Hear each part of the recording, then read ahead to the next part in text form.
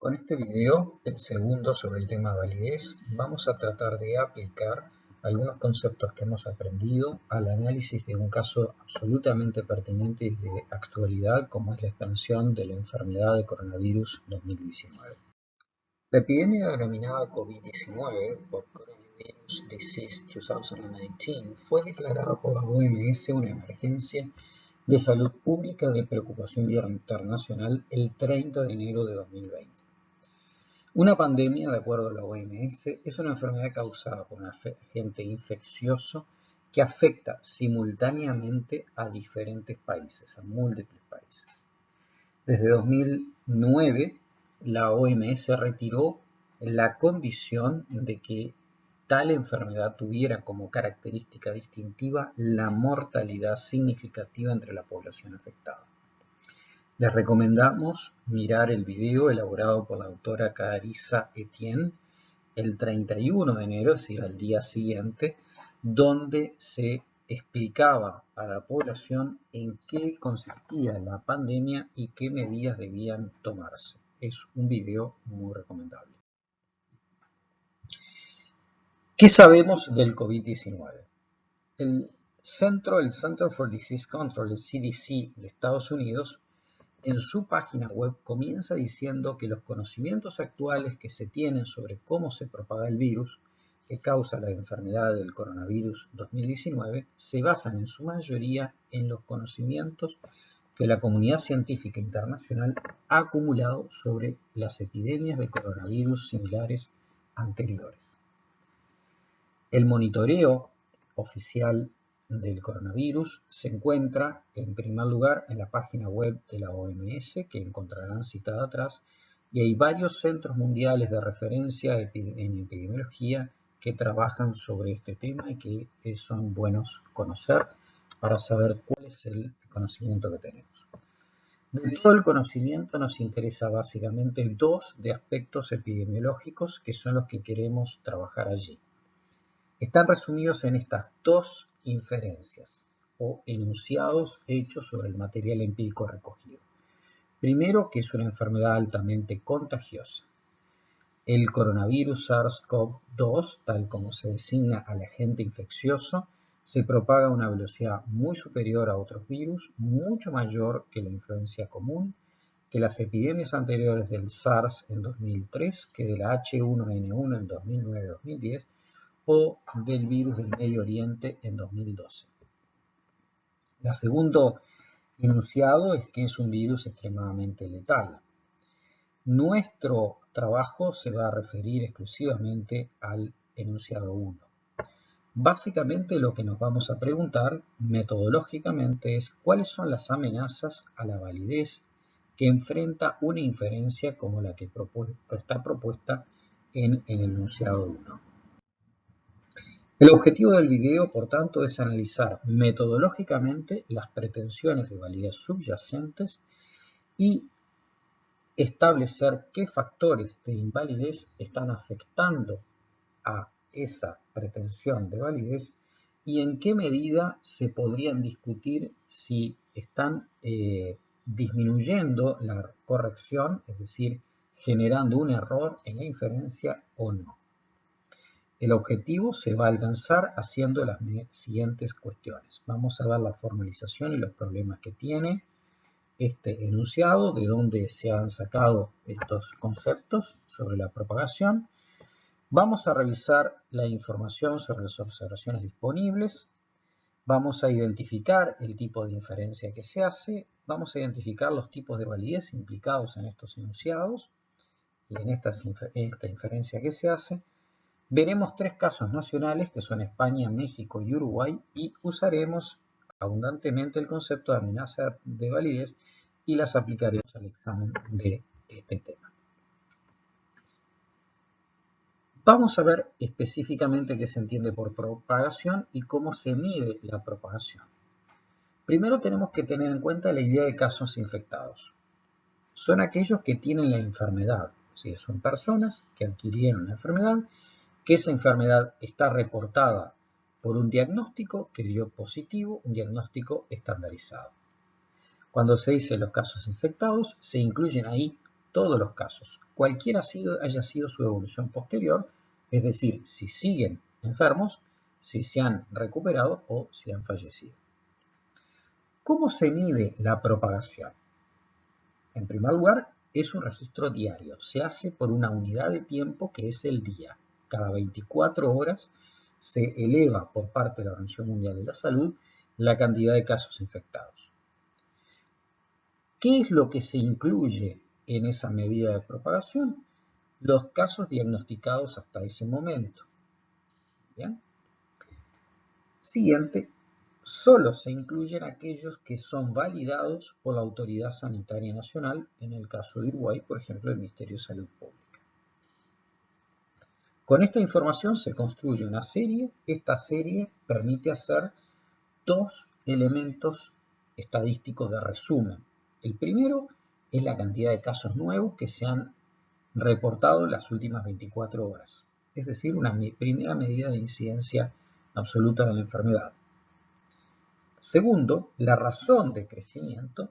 Generalmente se puede utilizar la letra R minúscula con un subíndice T, que establece entre 2 días consecutivos cuál ha sido, por qué factor se multiplicó la cantidad de casos infectados. Por ejemplo, entre el día 4, T igual 4, y el día 3, es decir, T menos 1, se mide la velocidad en la cual se ha propagado la enfermedad.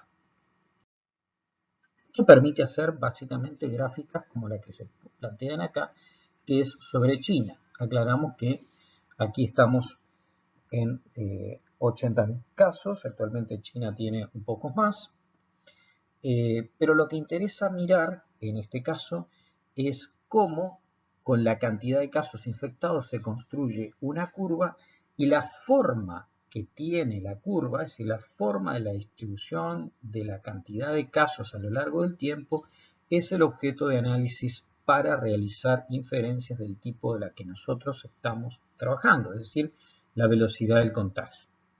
La pendiente de la curva y la adecuación de la curva a una forma funcional específica es lo que da lugar a la noción de velocidad de contagio. Para finalizar, quiero mostrarles aquí que junto con la cantidad de casos se habla de la cantidad de muertes que había hasta la fecha en que se hace este reporte, 2.800 casos, 2.800 personas, y me interesa porque después vamos a trabajar los primeros 10 días para poder comparar con Uruguay, que tenemos 10 días de declarar la enfermedad.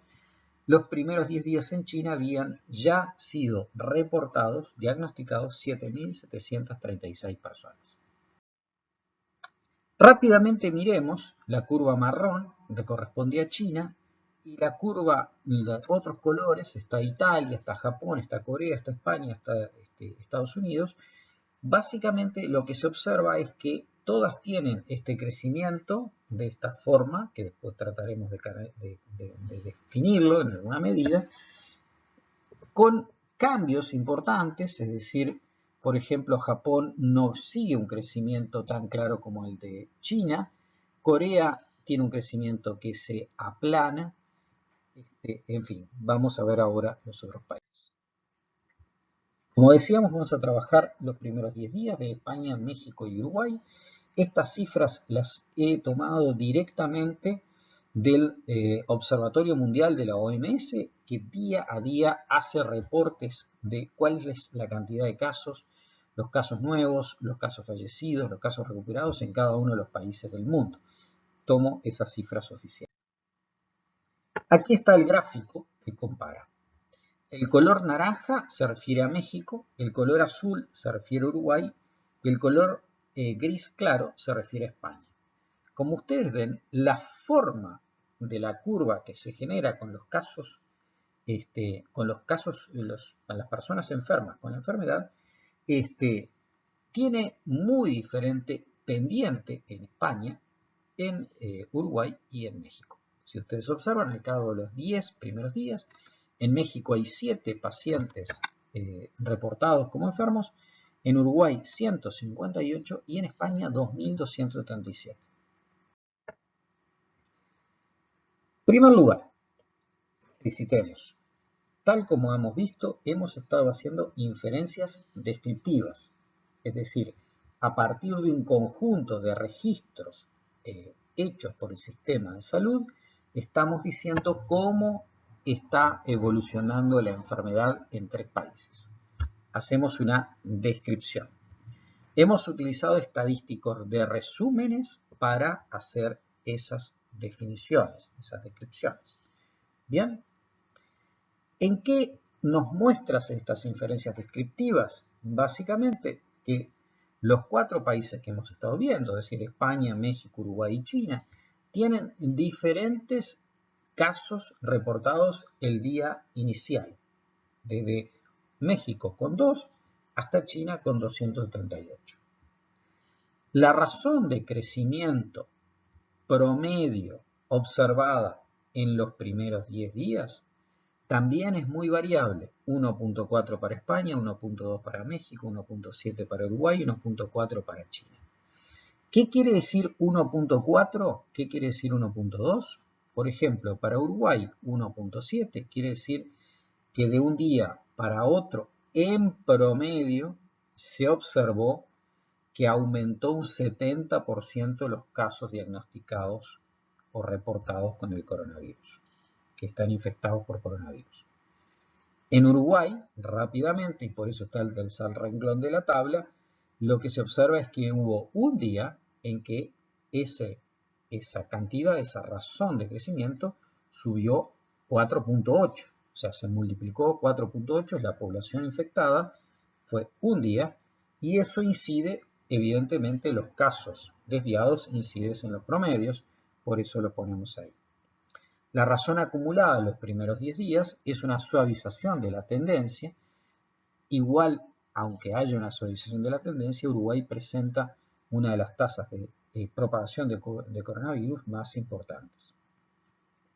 China tuvo 1.4, 1.8 fue la propagación más alta y 1.4. Sin embargo, recordemos que la cantidad inicial desde la cual arrancan cada una de las series son muy distintas y en consecuencia eso afecta luego la forma de la curva. ¿Por qué difieren los países? Bueno, veamos básicamente este punto, porque si nosotros queremos pasar de 4 inferencias descriptivas, una para China, una para México, otra para Uruguay, otra para España, a un análisis sobre la enfermedad, es decir, queremos generalizar, tenemos que ver si es factible y extrapolar la información sobre la enfermedad a los otros países. En primer lugar, tenemos heterogeneidad en los países, es casi evidente. Uno podría decir, de entrada, la población solo en la ciudad de Wuhan o en la provincia de Hubei es 6 veces más que Uruguay. Entonces, también podríamos tener ese factor que incide en las comparaciones. Sin embargo, restringamos todas las comparaciones a 5 dimensiones que son las que queremos considerar. La primera, la cobertura y acceso logrados por el sistema de salud en cada uno de los países. La estación en la que se procesa la emergencia. La densidad de población en el área donde se aparece la enfermedad. El cumplimiento de las normas bromatológicas en el comercio y la pirámide poblacional, en particular el peso que tienen las personas de 65 y más años de edad. Vamos a examinar a partir de esto cómo esto afecta la validez externa de la inferencia, es decir, la posibilidad de generalizar a toda la población, es decir, todos los países del mundo se comportan según este modelo de propagación de la enfermedad, viendo estas 5 teorías. En primer lugar, la hipótesis de la cobertura a nivel salud es perfectamente consistente con el ordenamiento que vimos de España, Uruguay y México.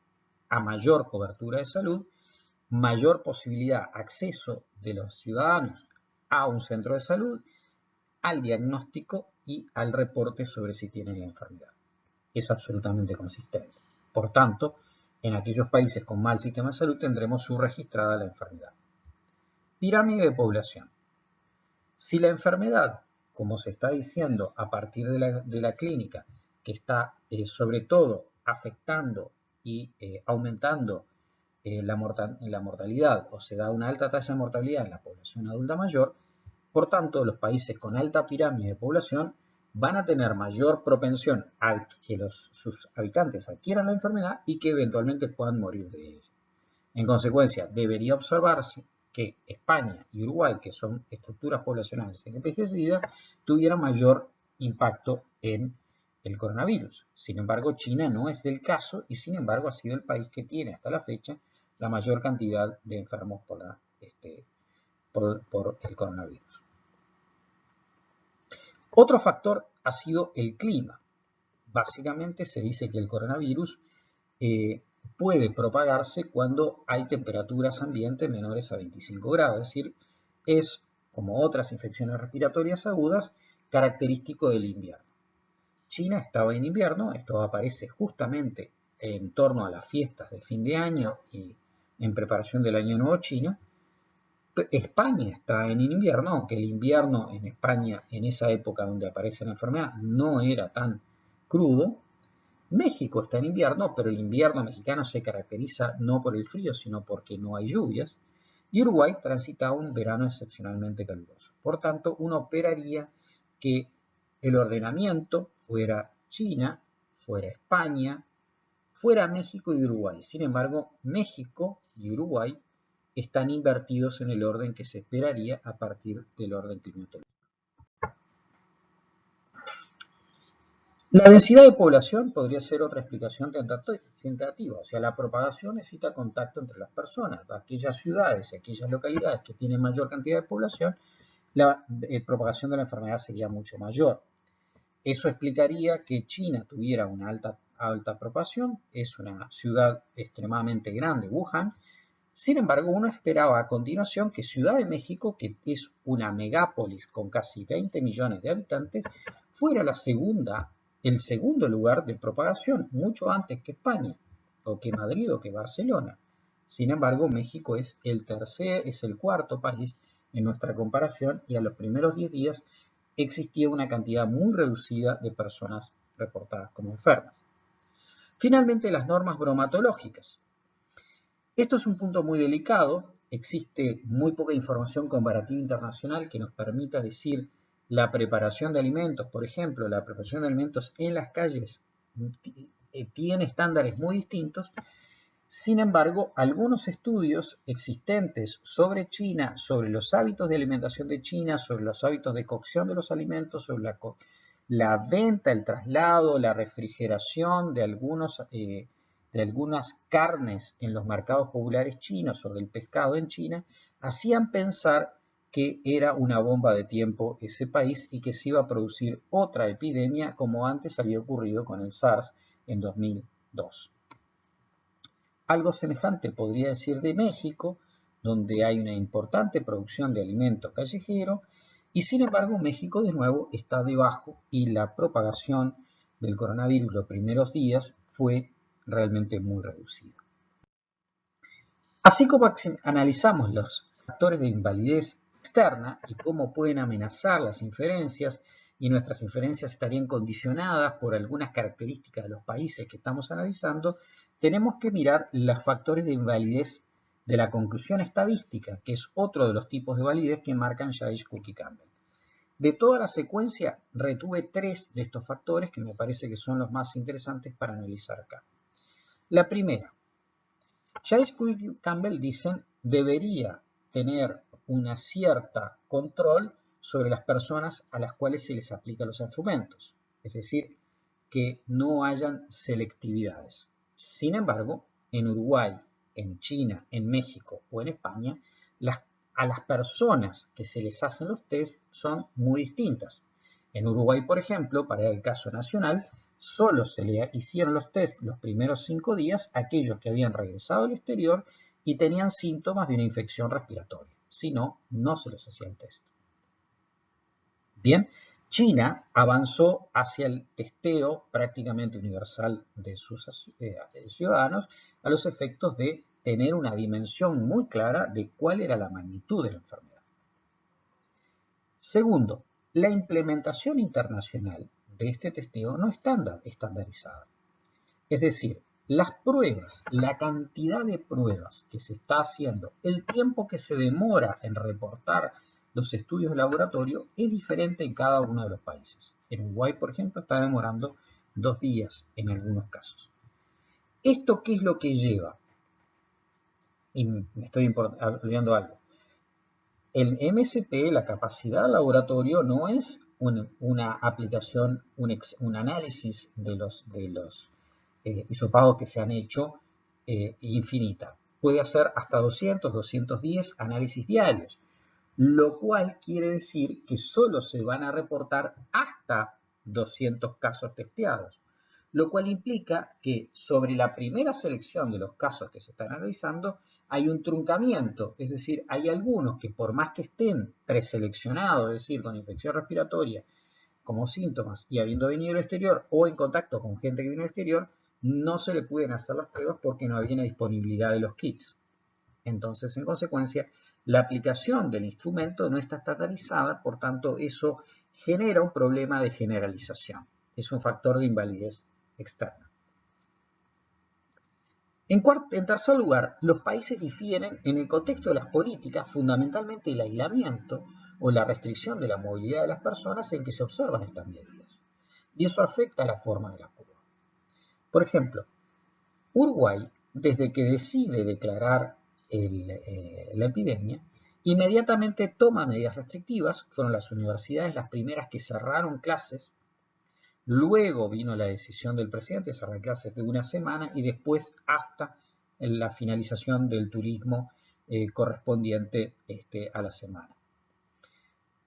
Lo mismo China. China restringió el movimiento, pero luego de 5 días de que se había generado, cerró la ciudad de Wuhan, pero ya había una difusión a toda la provincia y a todo el país, a toda la China continental. Pero eso evidentemente genera problemas en la extensión, en la generalización de las inferencias que estamos haciendo. ¿Cuál es la solución hallada que se ha hecho para trabajar con inferencias de esta naturaleza? Bueno, en primer lugar, la decisión que se ha tomado es trabajar con fallecimientos. Es decir, modelizar fallecimientos permite eludir algunos de los problemas de invalidez a la hora de las medidas o de las mediciones sobre cuál población está contagiada y a la hora de generalizar eso para construir un modelo estadístico que resuma la forma de propagación de la enfermedad. Bien, los fallecimientos permiten modelizar con mucha mayor contundencia y dar un fundamento mucho más claro de las políticas. Por eso, cuando se habla de los fallecimientos, no se pone tanto en la velocidad de propagación, sino en la letalidad, es decir, en la morbimortalidad, cuáles son los grupos que tienen más altas tasas de morbimortalidad, y es acá donde el coronavirus es una enfermedad de adultos mayores, o por lo menos hasta estos momentos es lo que ha caracterizado los países donde se ha detectado esta morbimortalidad. Podríamos agregar ahí, por supuesto, y eso también hay que decirlo, como segundo grupo poblacional muy afectado por el coronavirus, al personal del sistema de salud, es decir, a los enfermeros, a los médicos y a otros trabajadores que están en contacto con ellos. Les damos aquí una serie de sitios web donde se pueden consultar sobre el coronavirus. Muchas gracias por la atención.